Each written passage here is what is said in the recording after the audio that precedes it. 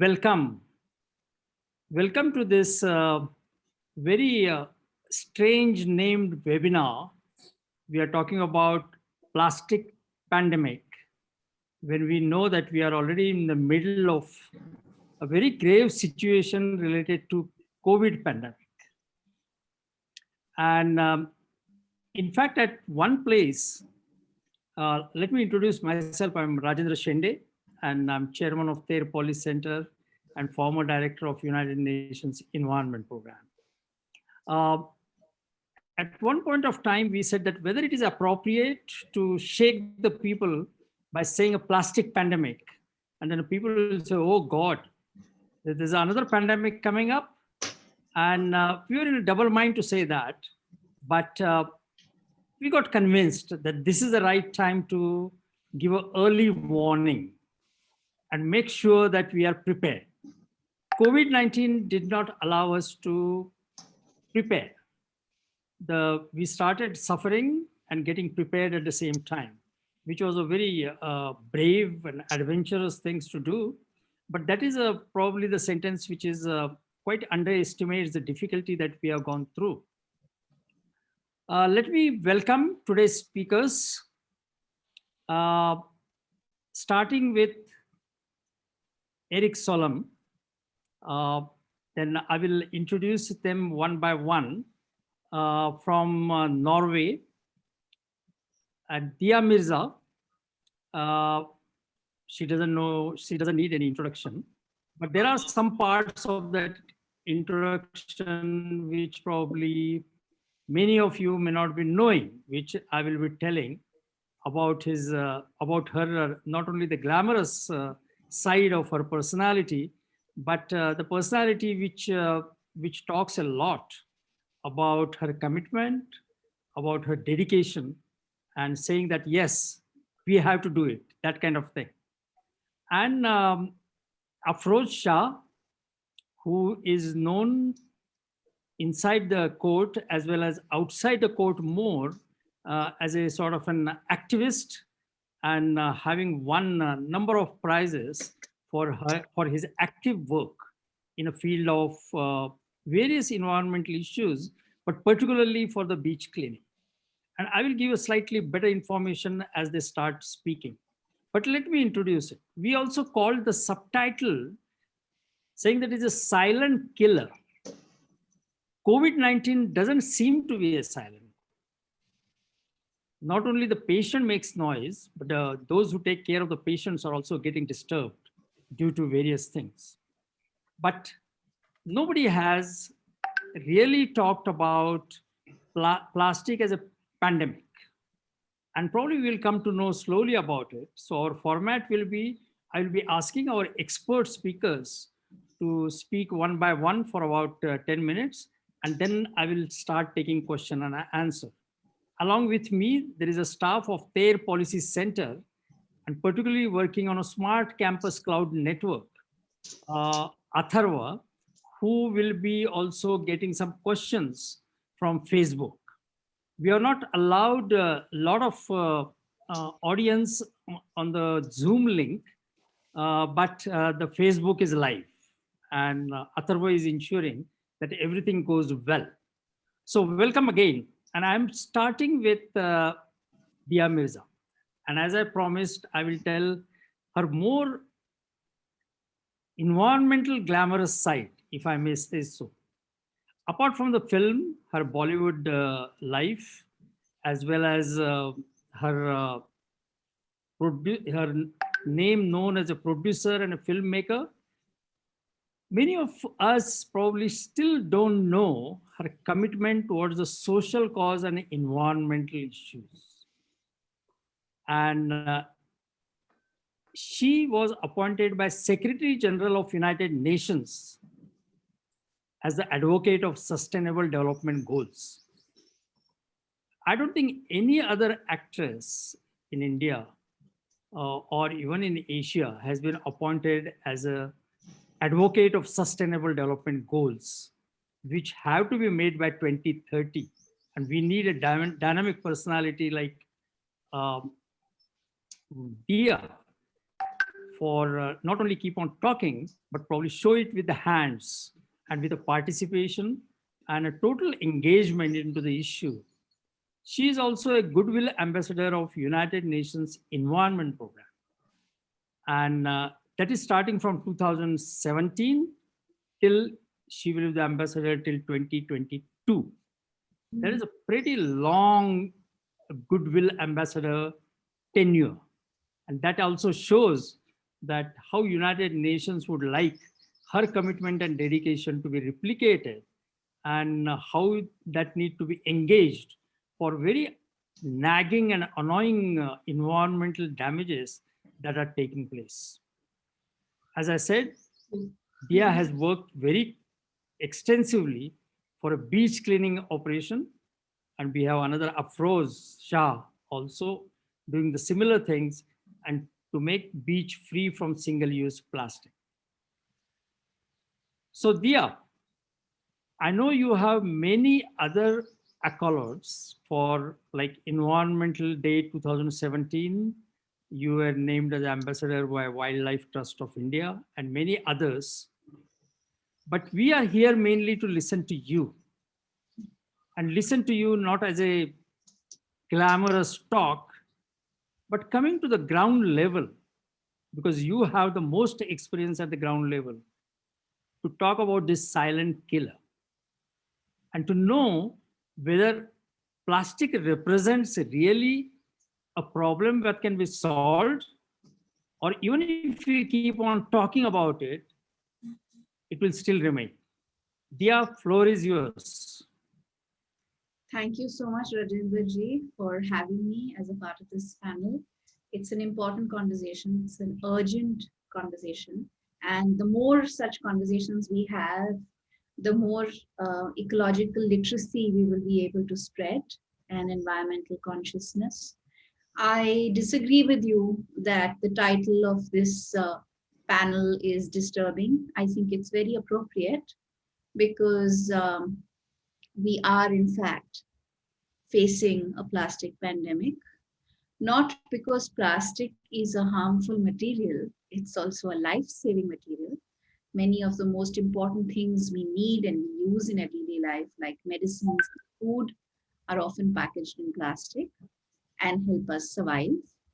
It is our complete disregard and mismanagement of this plastic that has led us to where we are. And it is Erik Solheim who appointed me as United Nations Environment Program Goodwill Ambassador. And our first conversation, Erik, I will never forget, in Nairobi, when I'd come for the Champions of Earth Awards to host them for you, was my urgent plea to the United Nations for us to do something about this spread of plastic in the natural world and how it was causing devastation and destruction of our air, our soils, our water bodies, and was harming and impacting human and environmental health. And you said, coincidentally, that's exactly what we're focusing on this year. And I was so relieved to hear that. And we set upon a very powerful, a very engaging, I think it was a revolutionary campaign that was completely energized by great civil society action on an everyday basis, like that of people like Afroz Shah, who in his own individual capacity, despite the busy schedule of being an active lawyer in Mumbai city, put gloves on, pulled up his gumboots on, and stepped out onto his beach, which was close to his home, and decided to clean it with his own two hands. And then, of course, his community grew, and we all know he's a CNN hero, and many other accolades have followed. But it was really the impact of three things, I think. The way that individuals who are witnessing the tremendous stress and the kind of change and the kind of harm that plastic waste was doing to the natural environment, be it how it was harming our wildlife, our sea life. The scientific reports and studies that indicate that plastics have even been found in mothers' amniotic fluid, I'm sorry, I'm in a little bit of pain, but in a mother's womb. It's been found in the bloodstream of babies. It is one of the biggest contributors to methane gas because of the kind of the way we just get thrown, the plastic gets thrown in landfills. It's one of the biggest polluters of our soils, and at large, it's just causing unbelievable devastation and destruction to human health. And it was our Beat Plastic Pollution campaign in 2017. That was, I think, a very robust campaign that led to our Prime Minister Narendra Modi declaring that India would become single-use plastics free by 2022. Now we're in 2021, Rajendra ji, and we have experienced and are continuing to experience a global pandemic. And the emergence of plastic, especially single-use plastic, in the form of face masks, so surgical masks, and many other items that are perceived to help protect people, are all made of plastics and are also continuing, they are also being disposed of irresponsibly. So the problem of plastic waste management has only increased, but civil society's awareness and consciousness has improved tremendously. Afroz, I'm sure, will be able to highlight much more about aspects on extended producers' responsibility, how the industry that produces the plastic and the industry that uses plastic as packaging needs to become more responsible, needs to start looking for alternatives that are existing and available, but they haven't started investing in yet. But before we get to that, I think as an individual, because I was personally so disturbed by the knowledge of so many things, there's so much data out there. I'll share one with you. Every minute, one full truck or an entire school bus full of plastic is dumped in our oceans. 90% of the of single-use plastic bottles are not recycled globally. And there are many more such statistics which are startling. And these are not just statistics that affect something in the distant future. It's affecting us now, in this moment. It's affecting our health. And I do believe in the power of individual choice and behavioral change. And the Beat Plastic Pollution campaign really helped us engage with civil society and bring that change. Of course, people forget very fast. So we've continued to do the work that we're doing. We have also found ways to integrate, because it's all connected. When we even talk about beat air pollution, beat plastic pollution is very much a part of that, because plastic burning does contribute to air pollution, and millions of people are lost to air pollution each year.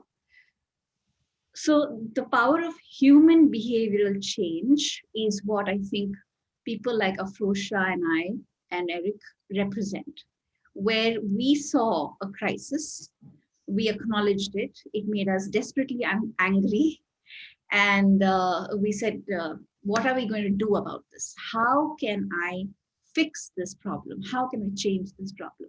There are many ways to do it, but I think it first starts with what you do at home and the choices we make every day in the way we live. So when I do workshops with children in school, the only way we can make them change their attitude towards plastic is by making them see plastic. I think we were disturbed because we saw the plastic, right? So I ask them, what is the first item of plastic that you use in the day? And the unanimous answer is our toothbrush. So then I ask them, how long ago did you start using your toothbrush? So the answer is usually typically 1.5 to 2 years of age. So how long do you think you live, and how long do you think you use toothbrushes for? So they say, well, till the point we use dentures, and maybe even if we have dentures, you'll have to use the toothbrush till age 80. So let's assume the average lifespan is 80. Okay. And on average per year, people change about 6 to 7 toothbrushes if they're hygienic. Now, I make them multiply their lifespan with the average toothbrush they use annually. And then I make them multiply that number with the strength of the classroom. And then I make them multiply that number with the population of the nation. And the number they arrive at is mind boggling. And then they recognize that this is just one item of plastic they're using in their everyday lives that's going to remain in the environment for 800 to 1,000 years, possibly even longer, as a microplastic. Plastic doesn't go away anywhere. So that then leads to them wanting to make the shift or making better choices. So there's the alternative of the bamboo toothbrush or our good old datun or charcoal. And then, of course, there are the items of single-use plastic, like plastic bags can be replaced by cloth bags or jute bags.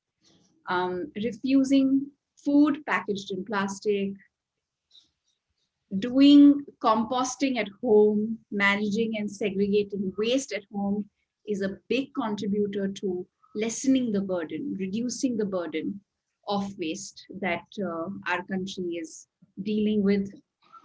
And there are so many items of personal hygiene that are packaged in plastic or are made with plastic, like sanitary napkins, for example, regular sanitary napkins, they're made mostly with plastic.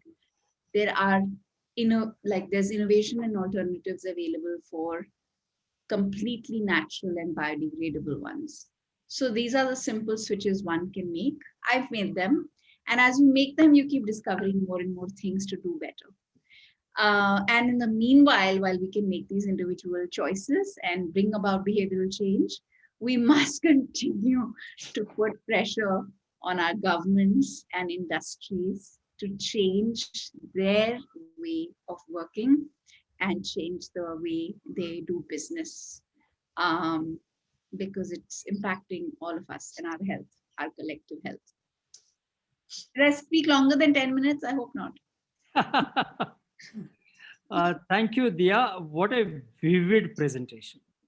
I could never imagine that woman of your age, without using PowerPoint presentation, can give the power-packed communication to us. And really, the PowerPoints are not needed because they are many times misused. But I think in a short time, with your own personal experience, you very correctly and going in the right direction, you told us that it is not a plastic, but it is we who mismanaged it. I think probably imagine the plastic when it was invented. Yeah. I think what must be the joy of that time people. Maybe if you were there at that time, probably with the same kind of power-packed feeling, you would have said that, yes, we have won. But now the things have changed. And we all know what is happening around. It's not only toothbrush, but I think in all over, everything we use, we are facing the problem. And I know you left your presentation, by saying that there is a need to go together, and not only to the schools or kindergartens or those who know the calculations for toothbrush, but probably those who know much more. So I think I came out with the phrase, from beaches to the boardrooms. Yeah. I think this is what we need to do, because the beaches can provide some kind of inspiration to the elders, but the boardrooms are where the decisions are being made. True. And of course, the policymakers are there. But I think there's a time has come now to shift the strategy from awareness to Action. concrete. Yes, action. Action is the word. Thank you very much.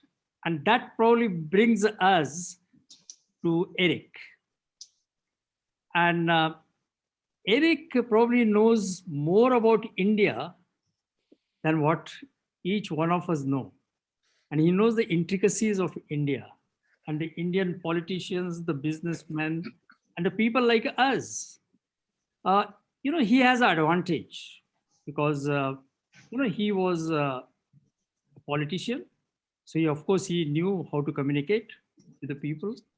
But apart from that, he became a Minister of Development Assistance, mainly to the outside world. It was international development assistance, and then Minister of Environment. And then he went on to OECD, which is a club of rich countries who make the policies on a number of issues, including environment.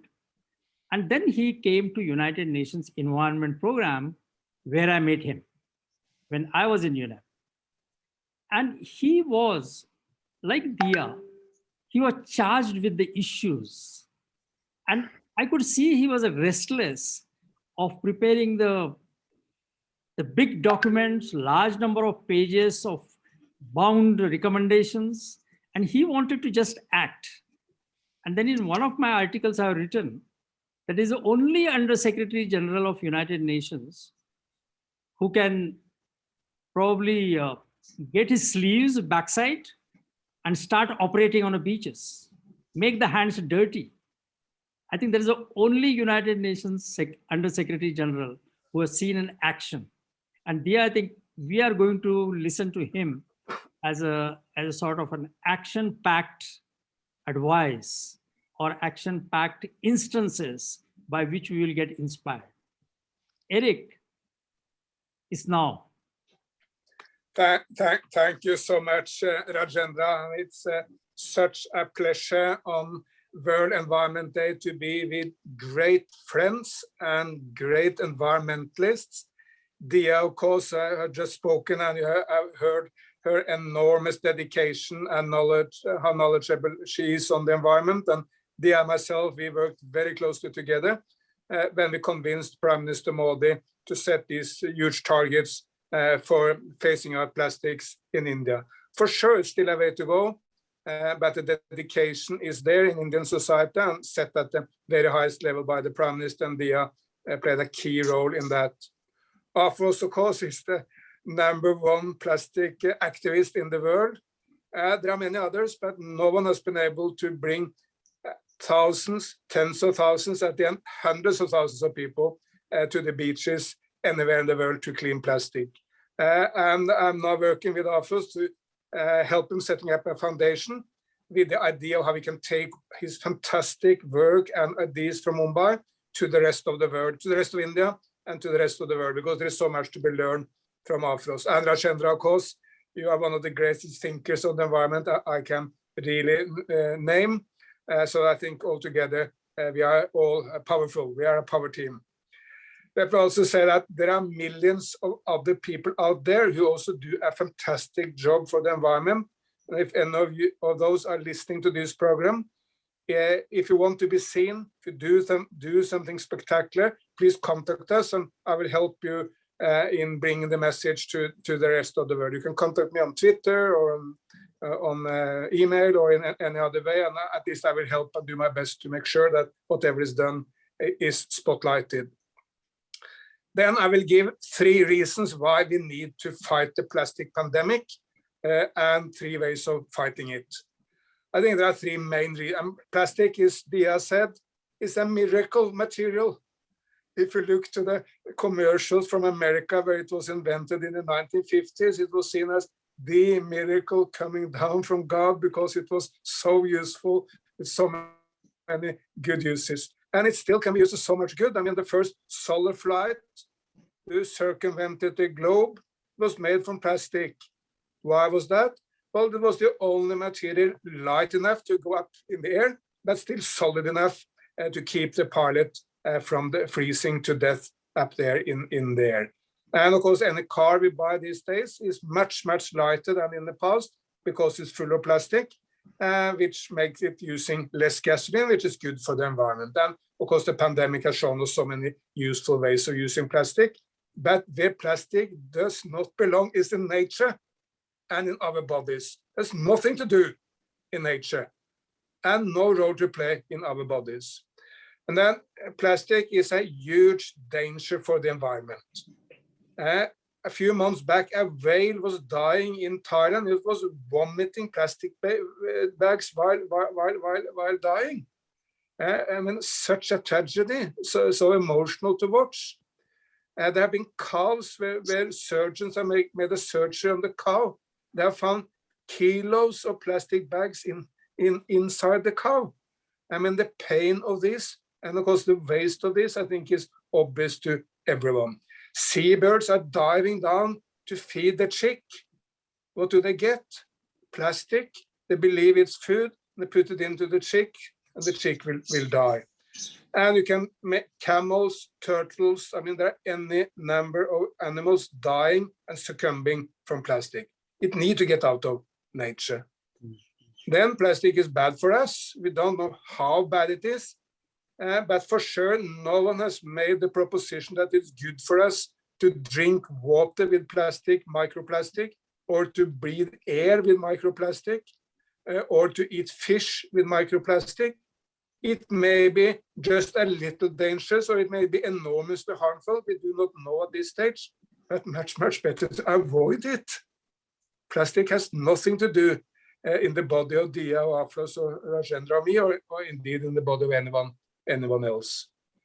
And thirdly, plastic is an economic tragedy for many places in the world, because who want to go to the beaches of Goa if what you find there is plastic?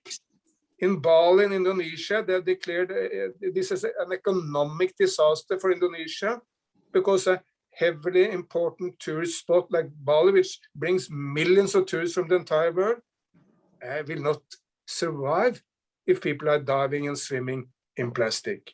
So for these three reasons, environment, health, and economy, we need to see this as a real tragedy, a real disaster, and then fight it. And then how do we fight it? I think there are three main ways. Number one, citizens need to rise up, and that was what Dia spoke so passionately about. If people don't demand change, it will not come. People don't try to be the change. I mean, Gandhi said you need to be the change you want to see in the world.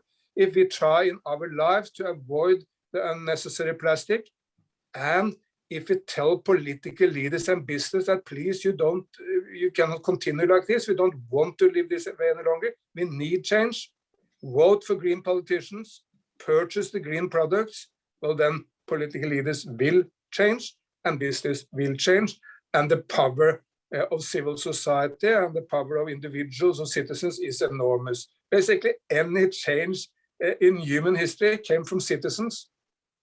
I mean, colonialism ended in India, yes, because of the leadership of Mahatma Gandhi and Jawaharlal Nehru, but for sure because millions of people demanded change.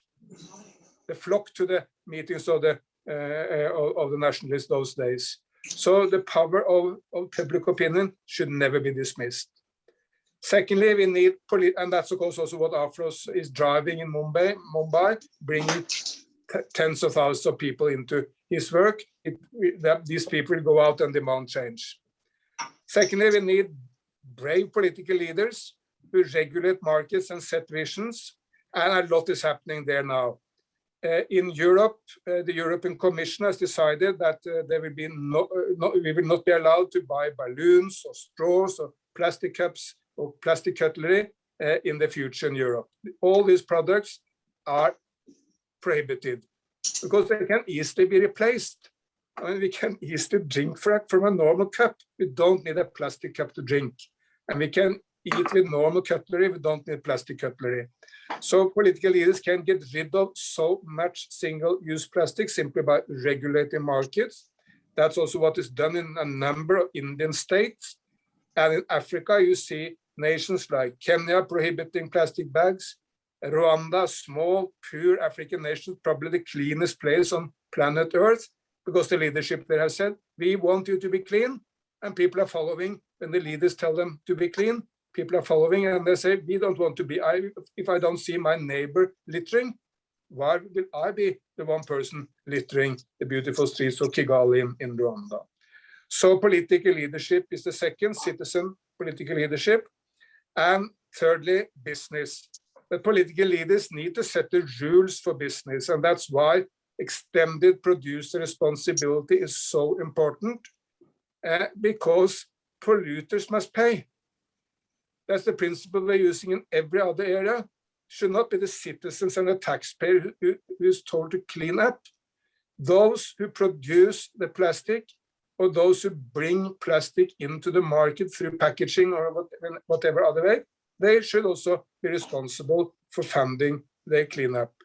And so governments must regulate the markets, but then business has an enormous role to play. And that's Indian companies like, say, Reliance, which is big in this business, but also big companies, whether it's the Tatas or the Birlas or Mahindras, all of them are using plastic, and there are many, many small startups, and all of them can invent new ways of doing plastic. And for sure, they can start using recycling systems so that the plastic we put out in the market is brought in and recycled. So plastic is a huge threat, but the good news is that the solutions are also available. We have all the technical solutions we need. We just need this strong push from citizens and the strong leadership from political leaders like Prime Minister Modi. And we need the business to get us into all the new technologies which can provide for a better future.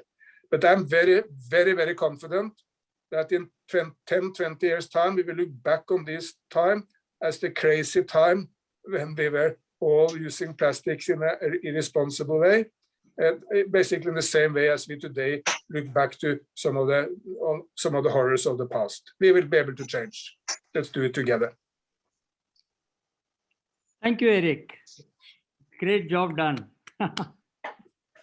Your presentation looks so easy to follow, but at the same time, we see that even if you follow that, I think everybody is not with us. And probably that makes us a difficult issue, that though the roadmap is laid down, but the people are either getting involved or entangled in other problems, and plastic is convenient anyway. So I think that is pushed back. We'll come to that when we go to the question and answer. But thank you for your presentation. And you for the first time talked about, of course, Dia also mentioned it earlier, about extended producers' responsibility. And it is so true. And I keep on wondering why it is not done up till now. It is so easy. I pay for the pollution tax. If I pollute it, then the garbage fellow takes it away. That is a simple thing to do. And I pay to the garbage fellow in a form of a tax or something. So everybody follows this principle of pollution, polluter to pay. So why not business? Or why not the politicians who are making the business friendly laws? So I think that is a one thing which we need to expand more quickly, and probably in a revolutionary way to make sure that the producer becomes responsible. Of course, apart from the consumer becomes responsible for that. And you also talked about recycling and what are the pluses and minuses of that. And it was interesting for me to hear from you about how the animals are getting used to the plastics as a food. I mean, coming that from the Norwegian, who probably has never seen cow eating on the roads, and we in India, we see it almost at every instance. Everybody feels the pain of it. But what can you do? And we feel they're helpless. And I think we have to get together to find the solutions to that. And when we talk about helplessness, here comes the image of Afroz Shah, who fearlessly undertook the campaigns. And he almost like our Dr. Abdul Kalam was known as a missile man. And now everybody says that Afroz is a beach man. And I think he is attacking the beaches. I know he doesn't say that we should only clean the beaches, but I think that is his way of expression, his way of telling that the way we should keep the beaches clean we should keep our surrounding also clean. So in a short introduction of Afroz, he is single-mindedly active inside the court as well as outside the court. And he is a lawyer from Mumbai, a maximum city. And you can imagine the kind of waste that Mumbai produces. But Afroz is not afraid of that. He just wants to attack it. Because he knows that while arguing the cases in a court, you just have to be offensive. You cannot remain defensive all the time. So he is probably more committed outside the court. I've not seen his performance inside the court. I'm not belittling that. But he is really champion of the earth, which is the award given by United Nations. And his beach initiatives now has become a sort of an international symbol for taking action against anything that is lying down, cleaning up the surrounding of the environment. United Nations Environment Program also launched what is called as a Clean Seas campaign, and probably that was inspired by Afroz Shah. He was a CNN hero 2019, and he also has worked in his community for many other things than just plastics. He also likes the rivers, not just beaches, and he has done cleaning of the plastic from the rivers. So, Afroz, we are very, very proud of you. And though I don't belong to your generation, I'm just amazed on your enthusiasm, your tireless campaigns. And we would like you to tell us and the audience about your experience, as well as what is your present thinking about plastic and COVID-19. Afroz, is you. Good evening, everybody. It's such a pleasure to be on the same stage as Erik, Solheim, and dear Mirza and you, Rajendra. The less said, the more we magnify it. You know, I must start my conversation by saying that we are too many in this world at this point of time. We are 7 billion. The question boils down whether this planet can handle 7 billion people or not. When I say it can handle, because we produce and consume in a way which is in conflict with the existence of other species. Our consumption pattern and our production pattern are in conflict with the existence of other species. A child of a whale, a kid of a whale, a kid of a dolphin itself, a turtle has equal right on this planet as you and me. If you can exist, so can they. The planet belongs to all of them. But the way the society has grown in past 100 years, our rights have taken precedence over the rights of everybody on this planet. So a human child is born, he wants his food. Then he wants his medicine, he wants his recreation, he wants his vacation, he wants to travel. Do you ever think, what does a kid of a whale want? A kid of a dolphin want? A kid of a turtle want? Aren't they supposed to be having the same right as us? That's the whole premises of what we call fighting for the environment.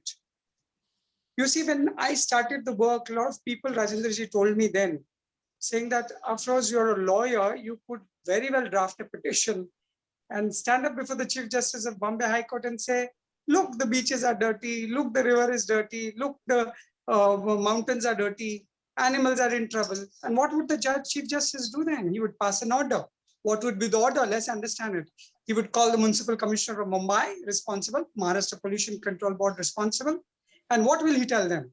File affidavits, indicate what steps have you taken? Have you done these? Have you not done these? Now, I ask myself these questions, if a court order could have solved the problem, was there a need for me to wear a glove when I wore on that day in 2015 in October to do it? Obviously, what a court order could do, your gloves could do. Would you wait for a court order? It's like your equation with your family, you know, your mother, your father, your kids, your companion. Do you tell them I love you because somebody told me, because Mr. Prime Minister Modi told me to love you? We love because we believe in that equation. And that's exactly the equation we have with other species and Mother Nature. Unfortunately, it has been scattered all over. But let me come to the intricacies and details, Rajendraji. And Rajendraji, please stop me if I exceed. We lawyers talk too much, so I will keep on going until the time you tell me to shut up. See, it is always said the details lie in the devil. You know, you look at the details. Now I'll take up as a citizen. They are very eloquently elaborated. What is our role on this planet? Are we supposed to consume and produce and throw and use, consume, produce, throw and use? Or are we supposed to do something more here? You see, food consumption, food production, wastage of food is one of the second biggest reasons for global warming. Look at the way our foods are packaged. Now we go to a mall, you want to pick up the best rice, somebody wants to have basmati rice, go pick up a brand which is neatly packed, get it, empty, generate one piece of plastic. In Indians, we eat dal, lentils, we go pick it up. All our masalas come packed in it. Now, can I tell you, as a citizen, when you know these are generating, you'll ask me, Rajendra, what to do? That's our life. We live in city. Can I tell you, there is a parallel existing system existing, which is a matter of a choice and not an alternative. You know, we fail to demarcate between alternative and choices.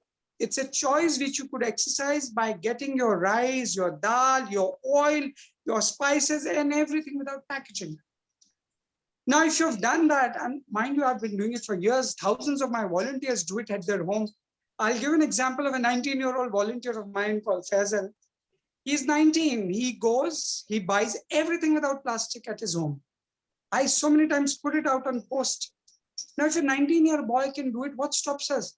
We are what we are by looking at our garbage. If your garbage is problem, that means we are problematic on this planet. If your garbage is set right, all our problems there are. So now individual level, you take those steps.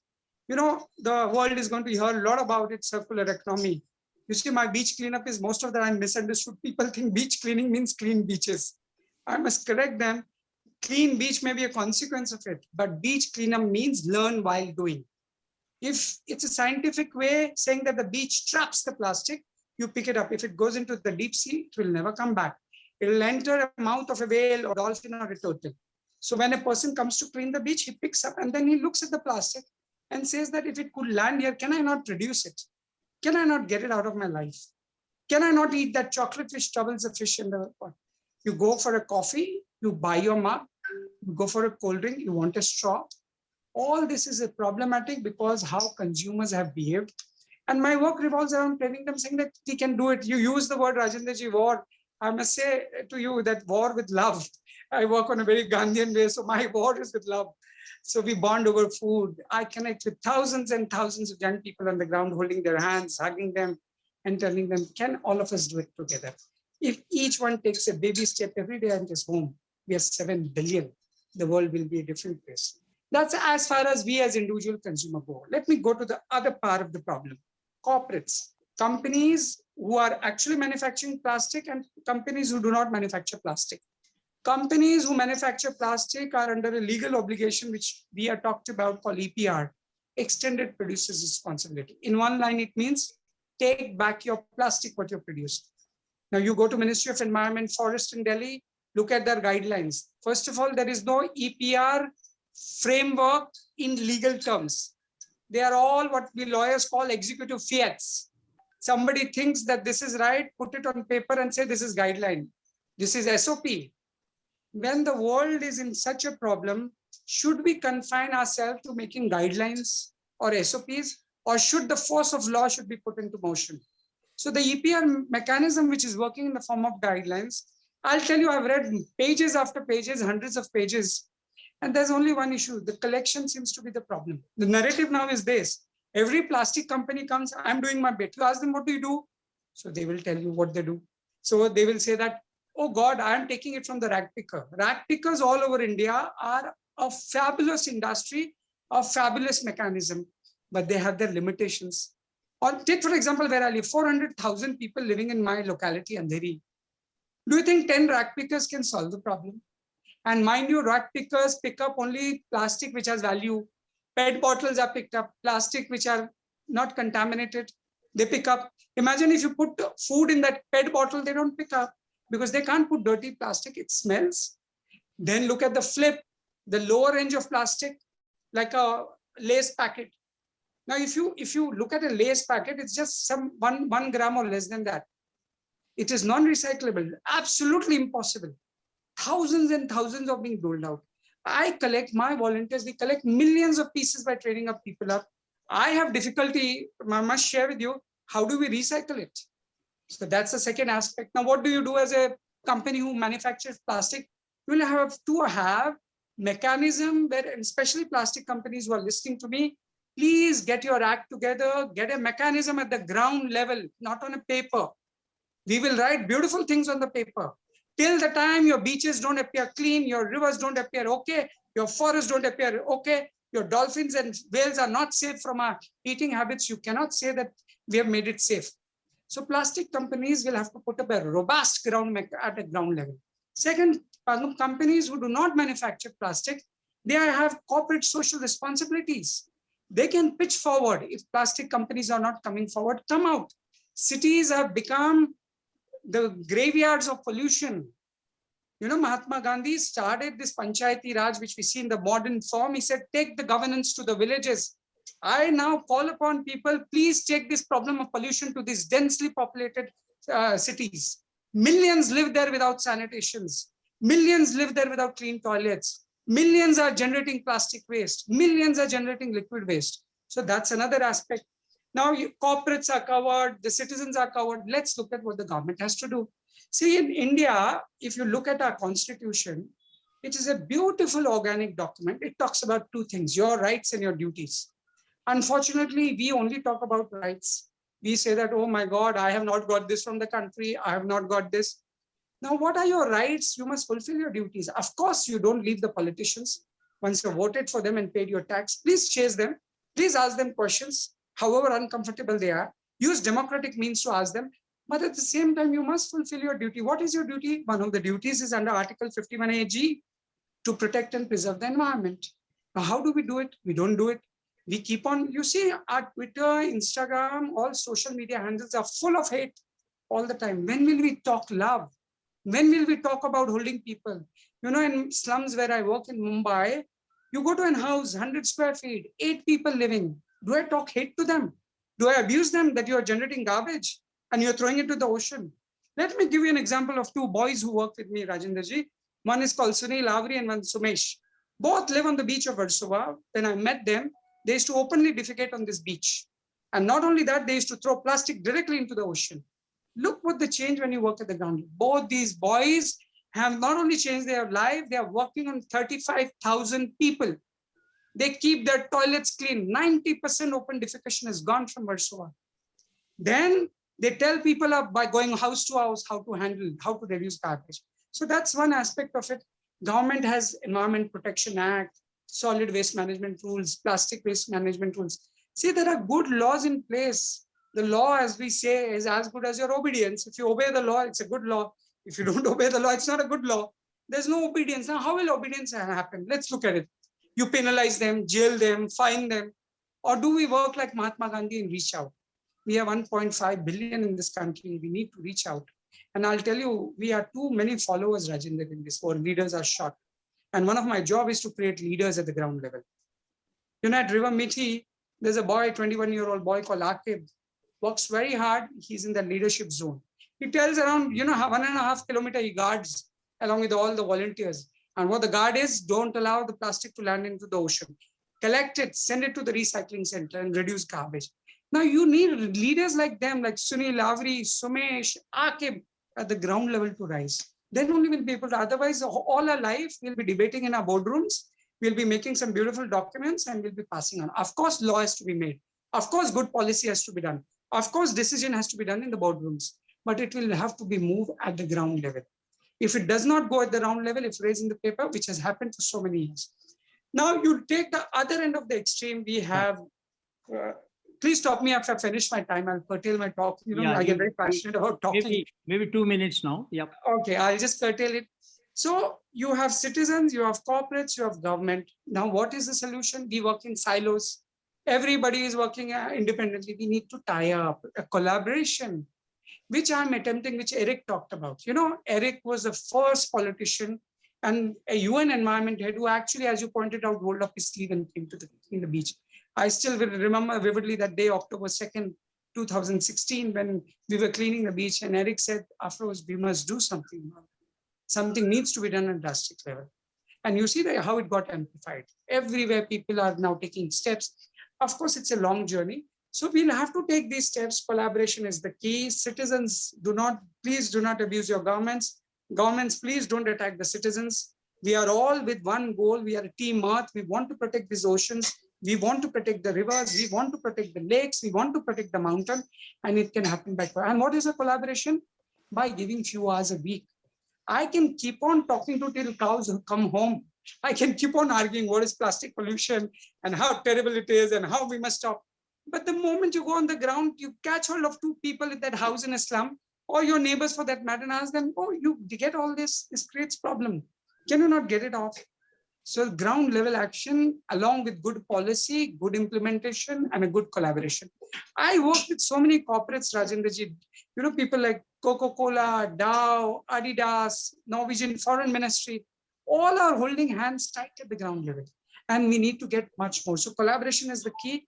And I must tell, about Dia and Erik, the less, the more we talk about it, it seems more or less they are what they are. Erik took on the whole burden of taking the problem of plastic pollution on the global level. He took it up with you, the whole North America, Europe, Asia. And now we are seeing little results. It's a lifelong journey. And we must collaborate by love, not by attacking each other. Social media is reeking of it. Please do your bit, and as Dia said, at the end, start doing little things at home. If you open my bag, all my life, I've carried my own water bottle. I've carried my own tiffin. At airports, I give my tiffin. The counter guys get shocked. They say, tell me, Afroz, you're 1 in a million who comes. I said, this is what we're supposed to do. If you generate that packaging, you'll throw it in the dustbin. I see hundreds of people at the airport, people who think they're environmentalists or people who think they work for the environment, generating garbage rampantly. The change, as Erik said, the change must start with your own. Start taking baby steps. Simplify your life. Look at what the plastic, list out 10 plastic in your house, which you can do away with. Cut down on your food consumption, the production. And companies also must come forward for this. Thank you, guys. It was a long, prolonged talk. I guess time is short on us. Thank you, Erik, for sharing the stage. Thank you, Dia, for being there. Thank you, Rajendra, for giving me time. It's okay. I'm a bit funny judge. And after hearing you, I wanted to write a judgment by cursing central government. Don't pronounce me guilty. That's good enough. No, I will not. I will just tell central government why you are not cleaning the beaches, why you are not keeping the whole India clean. Can I answer that? Can I answer that on behalf of, don't curse the central government, Rajendra. The problem is too big even for them. Yeah, that's why I use the word collaboration. Yeah, we'll have to collaborate with all the governments and UN and everybody. Do you think one IS officer in Delhi will pass some order and 1.5 billion people will start segregating in day one? No, Do you think one IS officer will pass an order and everybody will come on the beach? Right. I was just joking because today, anything you take to the court, the judge puts it on the central government. Why you are not producing enough oxygen? Thank God only the politicians are being bashed at this point by the judges of this court. Right. High Court have taken it on themselves. Yeah. I have a flood of questions. And as per our, we are supposed to finish in another maximum 20 minutes or 25 minutes. But let's see how it goes. I mean, if we exceed, I will not feel guilty about it. Because I think the discussions are going on in the right direction.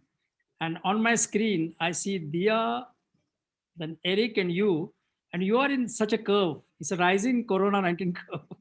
So that's Mumbai for the moment now. Each one of you are getting excited about it, and action seems to be the bottom line. Uh, you talked about baby steps. And don't you think, and this is to Dia, Dia, don't you think the time for the baby steps are gone? Because we have been hearing about it for a long time now. That start from your home, you do something, reduce your carbon dioxide emission, use the cycle. I mean, do you think something gigantic, something revolutionary need to be made about a plastic rather than start taking baby steps? Or am I a bit getting excited about it? What do you think? Not at all. I think it's it would be very short-sighted of us to think that by taking small steps we can make a big difference right now. I don't think small steps will be adequate. Having said that, we cannot undermine the power of personal choice and personal action, because that contributes to a collective consciousness that will lead to the big change that we need. Which is why when I spoke of individual action and human behavioral change, I did include in that point how important it was to continue to put pressure on industry, on policymakers, and on government to come up with robust action and implement the innovation that exists to curtail and absolutely solve this problem. You know, Rajendra ji, when you see the quantum of waste that is collected, I wish Afroz had given us some statistics there. Uh, Afroz, why don't you tell us how much? I'll tell you, Rajendra ji, I must Mhm. butt in with what Dia said. Mm. At my beach alone, I'll give you some statistics. Let's see how the local municipality or the Central Pollution Control Board or Maharashtra Pollution Control Board would like to look into it. From beaches, and being a lawyer, I used to weigh my garbage. And a lot of people were shocked when I started weighing my garbage. I had a weighing scale. So I had to fix up what would be one tractor load of garbage. Okay.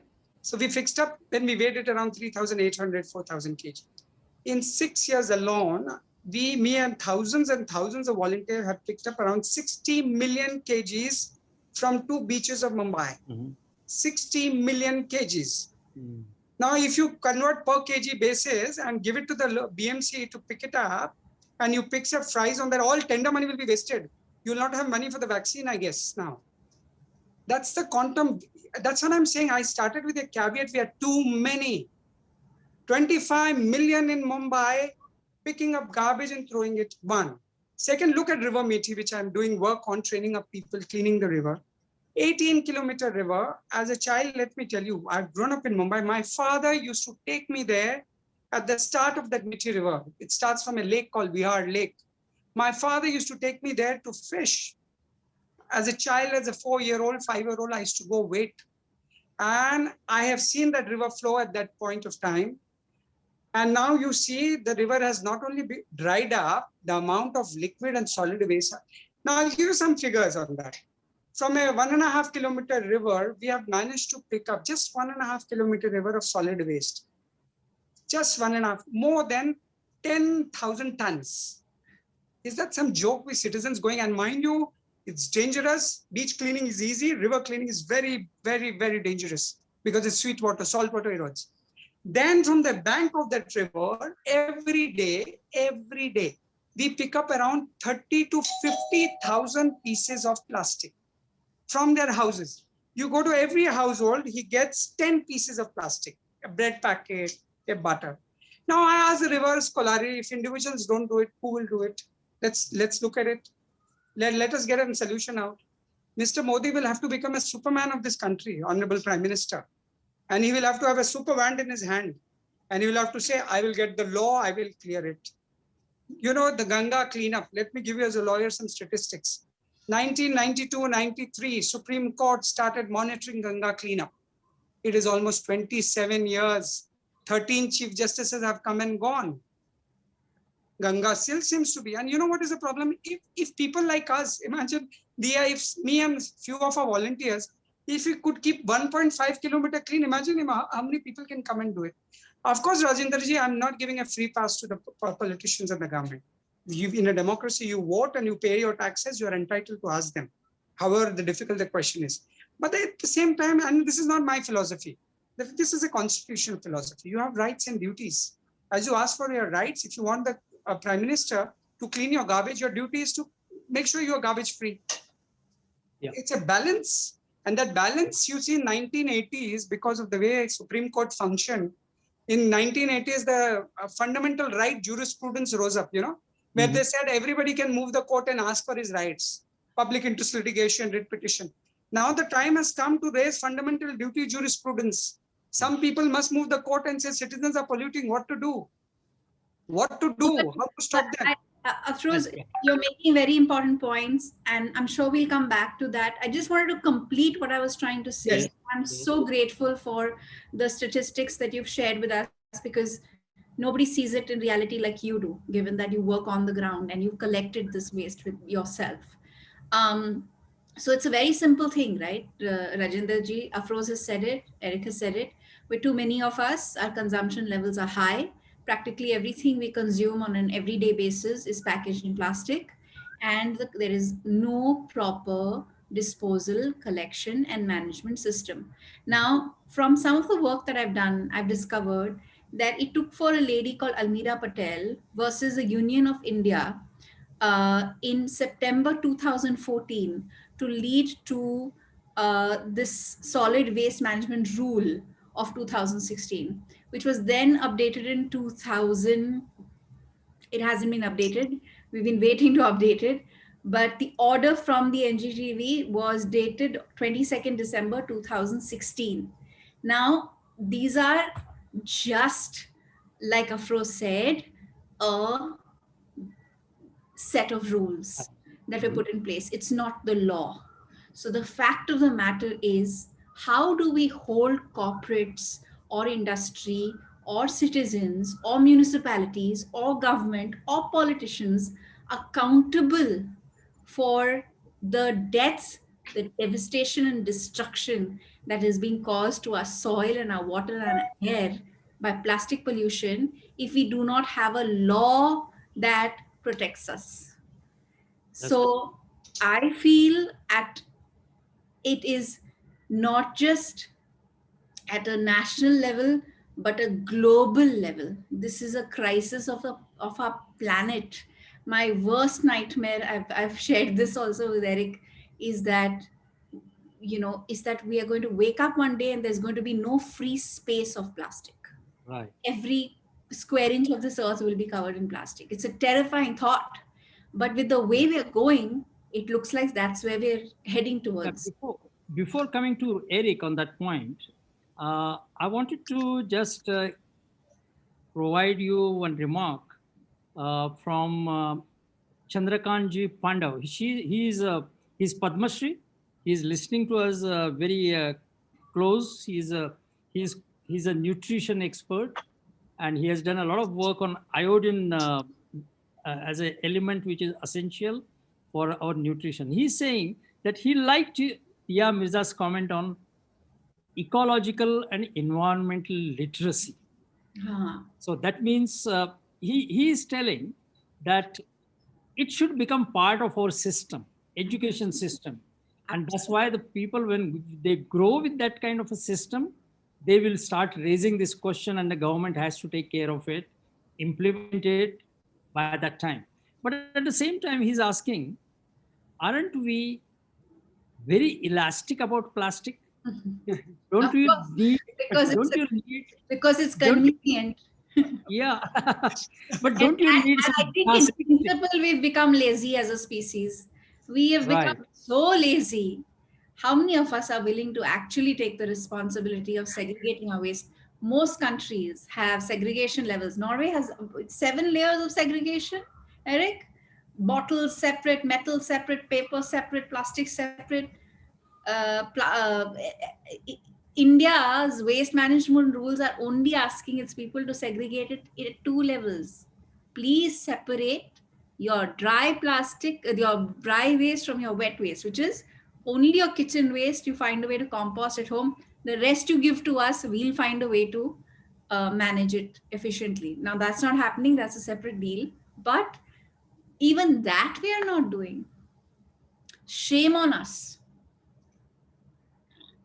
Right. Because, and Erik, the reason why we are not doing it with the urgency that we need to is because we are illiterate about the consequences of this plastic waste.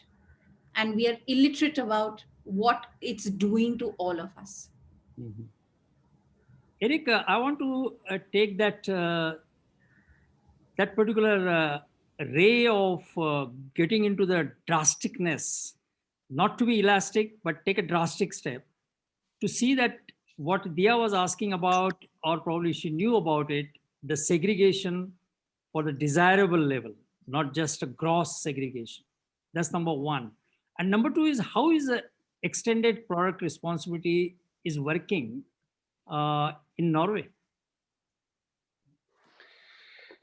The plastic menace is most visible in some rapid developing nations, like in particular in Asia.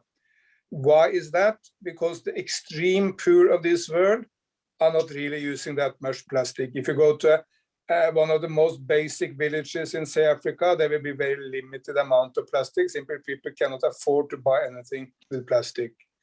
The most advanced technical societies, like, say, Germany, has fairly advanced systems for bringing in the plastic, segregating it, as you say, and recycling it. However, some of the developed nations have for very long exported the problem to other developing nations, and China for long imported a lot of plastics, but that put a stop to that. And also other nations should put a stop to the import of plastic so that everyone is responsible for cleaning up by themselves.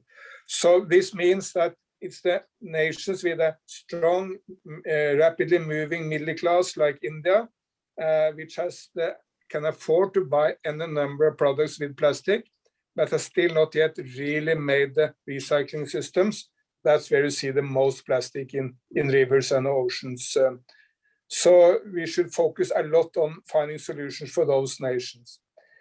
In my nation, Norway, by and large, the plastic recycling is paid by the taxpayers. You pay a tax, and then the government organize, or the municipality will organize the recycling. It's for sure not perfect, but it's working relatively well. The reason why I recommend extended producer responsibility is that it's not fair to put a new burden on, say, the Indian taxpayers. Those who bring the plastic to the market should pay for the cleanup. Yes, that would probably mean that plastic products will be a little bit more expensive because the producer will kind of put this price on the plastic, but it will be because the amount of plastic is so big, you have very limited effect on the price. If you buy, as Afroz said, if you buy your masala powder or your rice or your milk or whatever, yes, it may be slightly more expensive because the producer will recover this amount. But then it's fair because the more plastic you buy, the more you pay. The less plastic you buy, the less you pay. And the more plastic a company uses, the more it will have to pay, the less it will pay. So that's by far the most efficient system. Government may set up the systems. I mean, in Mumbai, where Afroz is doing, it's not like the city municipality is not doing anything. To the contrary, I've been quite impressed to see that when people are bringing the message to the local city authorities that now there's a lot of plastic here and there. Yes, they act, they send people there, they try to stop it. So it's not that government is not doing anything. But government at the end of the day need revenues, and revenues should come from those who produce the plastic, and that's why extended producer responsibility, in my view, is the solution. Then you can finance large-scale recycling, which we need. Right. Dia has to excuse herself because she has another webinar. Oh, you are there still. Okay. So Dia, I was there are there are so many questions which are there. Probably some of them we have to now take it by emails and ask them, and I will take that responsibility that everybody gets the answer. It was a wonderful session.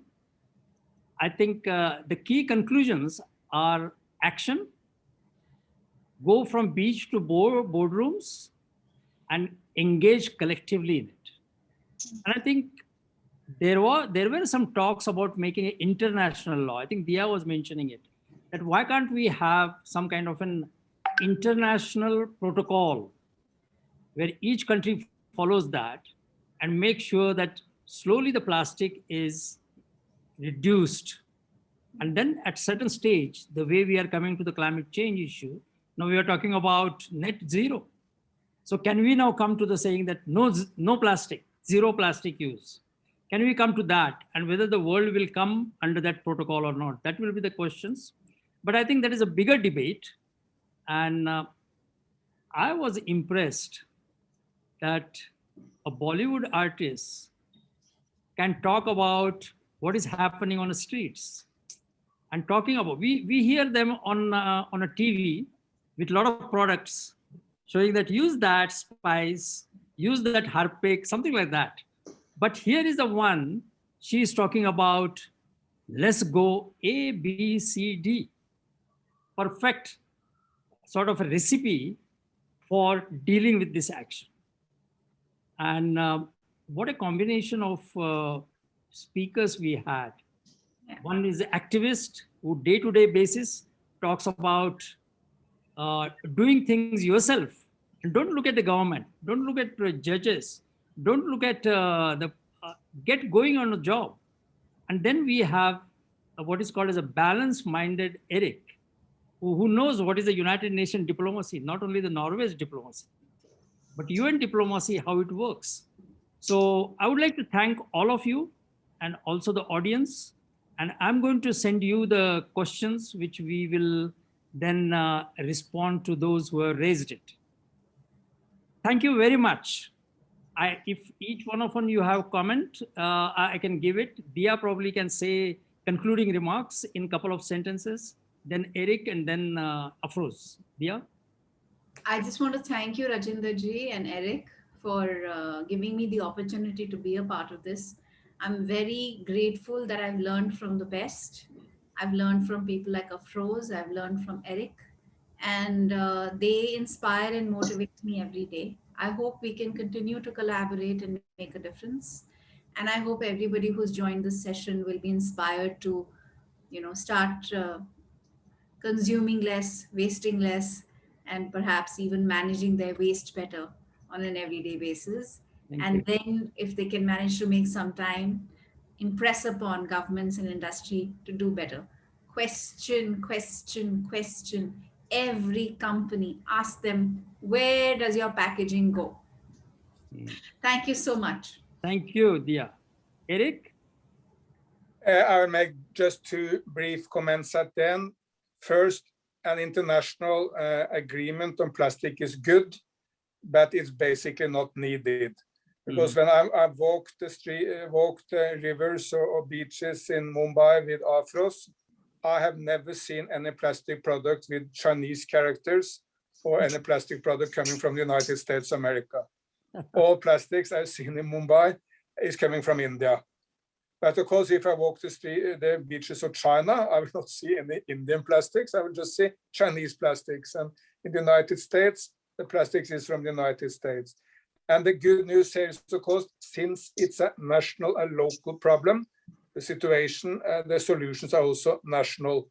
Prime Minister Modi or the state government of Maharashtra, whatever state, can do a lot to solve this problem in India, not asking whether the Chinese or Americans or anyone else is doing. So that's very different from climate, where we only can solve the problems together. And second, I will say is just that thank you. Thank you to all of you, but even more so, thank you to all those people out there who are so active fighting plastics, cleaning beaches and rivers and nature, fighting plastic in their own life, and putting the right pressure on the political leaders and on business to act. Thank you to all of you, and please continue this good fight.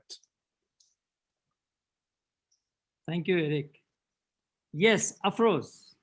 I'll just use 3 words since I spoke for long. Let's do it. Let's do it. All of us must start doing things. Let's all do it. Yes, yes. And I just want to assure you that TERRE Policy Center has not just organized a webinar, we are good at organizing action. And that we have done it. I don't want to say the examples now, but we believe in action, and I will raise the proposition myself. And I don't want to end by saying that whatever help you require, we are there for it, taking or giving you that. I'm just saying that I will initiate a sort of action oriented proposal, and let's see how we can do it together. Thank you very much. Thank you. Thank you for Rajendra. your time. I know it's a difficult time, particularly for Dia, but I think she did a great job by being with us. Thank you very much. And thanks to all the team who are behind in organizing this. And thank you to audience. I will assure them that they will get an answer from the speakers. Bye.